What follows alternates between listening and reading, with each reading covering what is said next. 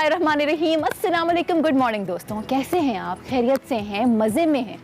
या अगर ये पूछूं कि आप ज़िंदगी में जिस प्रोफेशन में हैं, क्या आप उस प्रोफेशन से मुतमईन हैं या आप सिर्फ पैसे कमाने के लिए वो प्रोफेशन अपना चुके हैं? हम में से कितने ऐसे लोग हैं जो वो प्रोफेशन अपनाते हैं जिसमें उनको शौक़ होता है? कितने ऐसे लोग हैं जो कहते हैं कि नहीं, घर चलाना है तो बस वो काम करते हैं जिससे पैसे अच्छे मिलें। मेरा आज का मेहमान एक बहुत खूबसूरत मिसाल है। उनका ताल्लुक मीरपुर ख़ास से था। उन्होंने ये कर दिखाया कि अगर तुम्हारे पास वसाइल नहीं भी हैं, अगर तुम्हारे हालात ठीक नहीं भी हैं और तुम्हारा ख्वाब बड़ा है और शौक़ सच्चा है, तो तुम अपना नाम पाकिस्तान में क्या, पाकिस्तान से बाहर भी मनवा सकते हो। मैं बात कर रही हूँ आर्ट कलेक्टर की, मैं बात कर रही हूँ विजुअल आर्टिस्ट की, मैं बात कर रही हूँ आर्ट प्रमोटर की, मैं बात कर रही हूँ आर्ट एजुकेटर की, मॉडल की, वॉइस ओवर आर्टिस्ट की, एक्टर की। मैं बात कर रही हूँ RM नईम की, जिनको रिसेंटली प्राइड ऑफ परफॉर्मेंस से नवाजा गया। बहुत खूबसूरत कहानी है, बहुत मेहनत की है इन्होंने। और आज मैं चाहती हूँ कि ये शो तमाम लोग जो अभी भी ज़िंदगी के किसी हिस्से में हर ख्वाब देखते हैं कि हमने यहाँ पहुँचना है, आप पहुँच सकते हैं। अंदर चलिए मेरे साथ, करेंगे आज RM नईम से ढेर सारी बातें।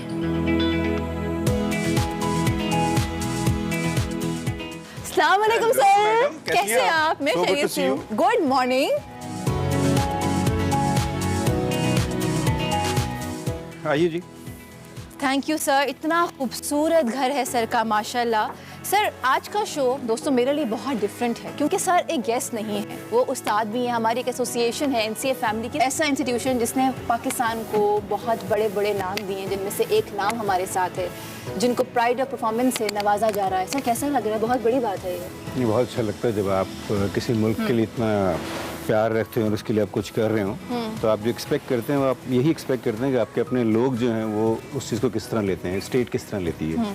तो मुझे लगता है उस स्टेट ने मेरी जिम्मेदारी बढ़ा दी है। हाय सर पे वैसे बहुत सारी जिम्मेदारियां हैं। सर की एक अपनी रेजिडेंसी भी है, RM नईम रेजिडेंसी। हम बहुत सारी बातें करेंगे आज, लेकिन अभी हम जा रहे हैं अंदर, आपको खूबसूरत सा घर दिखाते हैं सर का। सर ये कौन सा पोर्शन है? इसको हम बोलते हैं श्रीलंका। श्रीलंका से हमारी एक तो बड़ी मेमोरीज हैं। दूसरा है कि इसमें जब हम जिस भी घर में जाते हैं, नए हमने घर बहुत बदले हैं।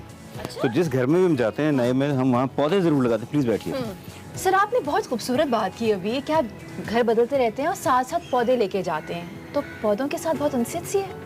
मेरा ख्याल है आजकल जो इस मुल्क को सज़ा मिल रही है उसी बात की मिल रही है कि हमने पौधे नहीं लगाए।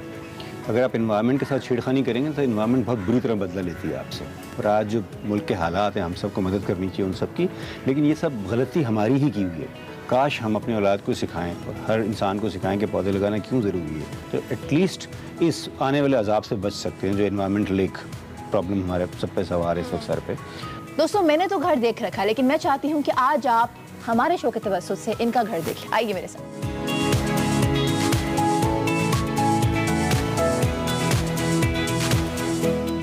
सर मैं देख रही हूँ कि आपके घर में आपके काम के अलावा पाकिस्तान के बड़े बड़े आर्टिस्ट का काम मौजूद है। ऐसा क्यों? मेरे ख्याल है जब आर्ट की इंपॉर्टेंस की बात करते हैं तो बड़ा ज़रूरी है कि जो आप लोगों को समझा रहे हैं कि आर्ट आपकी ज़िंदगी का एक बड़ा मेजर हिस्सा होता है, उसके बगैर आप ज़िंदा नहीं रह सकते। आपकी हिस्से लतीफ़ को जगाता है और बहुत सारी नई चीज़ें आपके अंदर पैदा करता है, और वो मेरे अपने घर पे ना हो तो कितना अजीब लगेगा। मुझे लगता है मैं अपने बहुत सारे दोस्तों के साथ और पाकिस्तान के बहुत बड़े बड़े उस्तादों के साथ और यंग हाई पोटेंशियल लोगों के साथ मैं रह रहा हूँ, तो मुझे तस्वीरें नहीं लगती, मुझे लगता है लोग हैं। सर 1986, 1987 में मीरपुर ख़ास जैसे छोटे इलाके से ताल्लुक़ रखने वाला नौजवान और इतना बड़ा ख्वाब कि मैंने NCA जाना है, वालिदैन का क्या रिएक्शन था? ख्वाब कुछ नहीं था, बस मुझे लगता था कि मैं कुछ जब तस्वीरें देखता हूँ कोई बनाते हुए किसी को या बनी हुई, तो मुझे लगता था कि पता नहीं ये कौन लोग बनाते हैं, ये किस तरह के लोग हैं। लेकिन प्रेशर वही था मुझ पर भी कि डॉक्टर इंजीनियर बनने का। कुछ अरसे बाद उन्होंने रियलाइज़ किया कि बच्चे के शौक़ ज़रा और तरह के हैं और ये वक्त कहीं और गुजार है, तो उस टाइम पे वो इनिशियली कन्विंस नहीं थे। और मुझे NCA का पता भी नहीं था। तो कोई भाई, मेरे सलीम भाई मुझसे बड़े, उनकी दुकान पे अखबार की कटिंग दे गया कि नेशनल कॉलेज ऑफ आर्ट्स में एडमिशन आए हुए हैं, तो तुम्हारे भाई को बड़ा शौक था। तो आज तक मैं उस बंदे को ढूंढ रहा हूँ, वो फरिश्ता कौन था। तो आई थिंक वो एक पॉइंट था कि जहाँ ज़िंदगी मेरी बदलने जा रही थी, लेकिन मुझे कोई ज़िंदगी में चीज़ आसानी से कभी नहीं मिली। तो उस टाइम पे ब्लास्ट हुआ था कराची में, एक सदर में जी। तो बाय द टाइम जब NCA के लिए मैंने अप्लाई किया तो मुझे डाक लेट मिली, उस ब्लास्ट की वजह से डिस्पर्स हो गई थी सारी डाक। और जब मैं पहुंचा हूँ तो एडमिशन हो चुके थे सबके, सिर्फ मेरा रह गया था। Late admission? नहीं, अगले साल एडमिशन। ये तो बड़ी कोई इंटरेस्टिंग कहानी। एनसीए का दाखिला, वो भी अगले साल, तो दिल तो टूट गया होगा? नहीं, मेरा दिल कभी नहीं टूटता। मैं हमेशा चीज़ों से सीखता हूँ और मुझे लगा खुदा ने अब मुझे 1 साल दिया और अब मुझे कोई नहीं रोक सकता। मैं जानना चाहती हूँ बचपन के हवाले से कोई बात करें। बचपन कैसा था, कितना क्रिएटिव था, मीरपुर खास में रहते थे, क्या लाइफस्टाइल था? यार देखिए, बचपन हमारा बहुत ही मजदूरों की तरह गुजरा और गरीब घरों के बच्चे, उनके जनरली बच्चे ज़्यादा ही होते हैं गरीबों के। कितने बहन भाई हैं? हम 7 बहन भाई हैं। माशाल्लाह। कोई भी काम मिलता है, जिस तरह मैं जब क्लास 4 में था तो मैं कारपेट वीव करता था। उसके बाद मैंने कोई साइकिलों की दुकान पे काम किया। क्लास 4 में? मतलब क्लास 4 से ऑनवर्ड मेरे हाथ में ब्रश या डिज़ाइन या कुछ चीज़ आ गई थी। और अर्निंग भी हो रही थी? हाँ, अर्निंग भी हो रही थी। 3rd मैंने काम किया तो ब्रश लेके मैं ट्रॉली के नीचे रंग लगाया करता था, तो ब्रश मेरे हाथ में उस वक्त भी आ गया था। तो एक्सपीरियंस खुदा मुझसे करवा रहा था। लेकिन मैं जो भी काम कर रहा था मैं हमेशा कहता था कि मैंने ये करना नहीं है, मैंने करना कुछ और है। वो क्या करना ये नहीं पता? कुछ नहीं पता था, आई वाज टोटली ब्लैंक। बहुत सारी और बातें हैं, पर मैं चाहती हूँ कि आपको एक और कमरे में लेके जाएं और वहाँ जाके और मजीद हम फनकारों का काम दिखाएं। चलिए चले जी, आए आपको दिखाते हैं फिर कहाँ Thank जाना you अगले जी। कमरे में।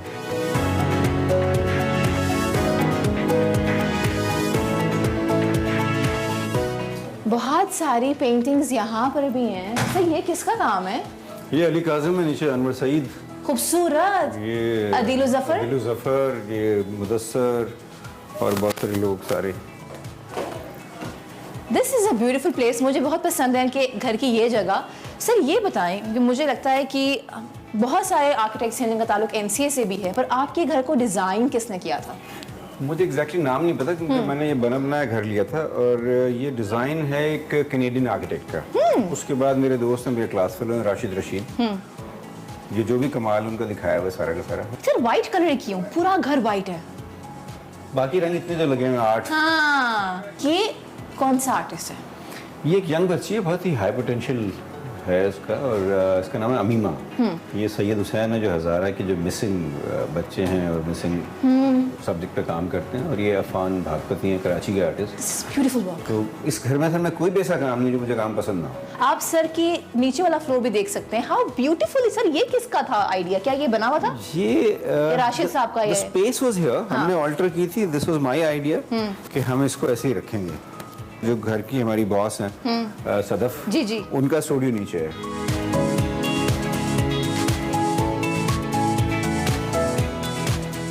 सर आप एक खुद उस्ताद भी हैं, स्टूडेंट लाइफ भी आपने क्या अमेजिंग गुजारी है, स्कूल में, कॉलेज में, एनसीए में खासकर आपने वो रिलेशनशिप एंजॉय किया है उस्ताद शागिर्दी वाला। आपको लगता है कि आज भी वो एग्जिस्ट करता है culture? To be very honest, मुझे अपने केस में कभी ये नहीं लगा कि किसी ने मेरी इज्जत ना की हो। मुझे लगता है कि वो तो आते ही घर से आपसे सीखने के लिए। ये गलती कहीं उस्ताद की है, कहीं हमसे कोई गलती हुई है कि इदारे में जो पढ़ाने वाले लोग हैं, एजुकेशन सिस्टम है, कि हम उस तरह के शहरी प्रोड्यूस नहीं कर सके। इस मुल्क का ये हाल ना होता अगर इस मुल्क के असातिज़ा अच्छे होते। अब हम घर के किस कोने में जाएंगे? एक जगह है उसमें फ्रेंड्स कॉर्नर हमारा, तो चले वहाँ चलते।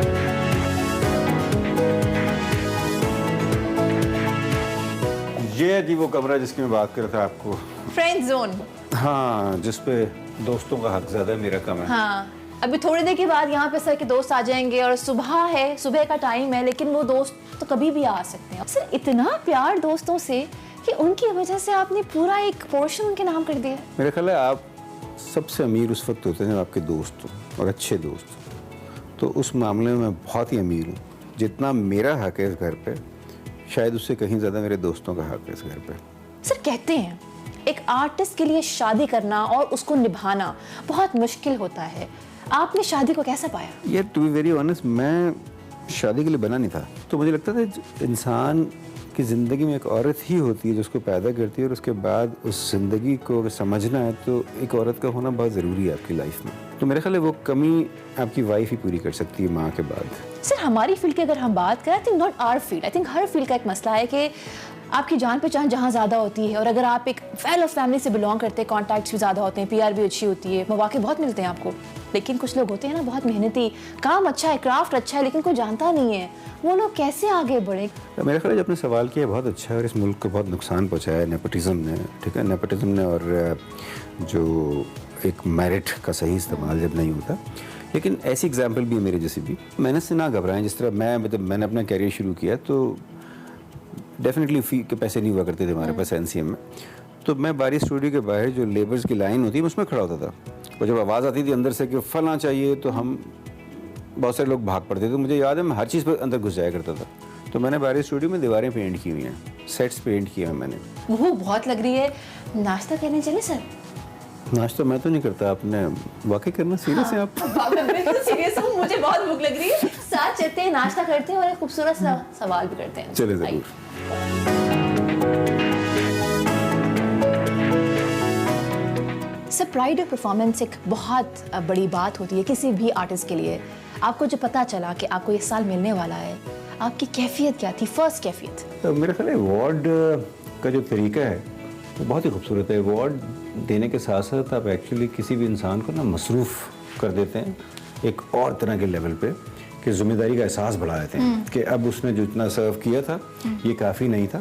Thank you. अब एक नई ज़िंदगी और दोबारा से अब इसको जस्टिफाई करना, थैंक यू अमीन, इसको जस्टिफाई करना है।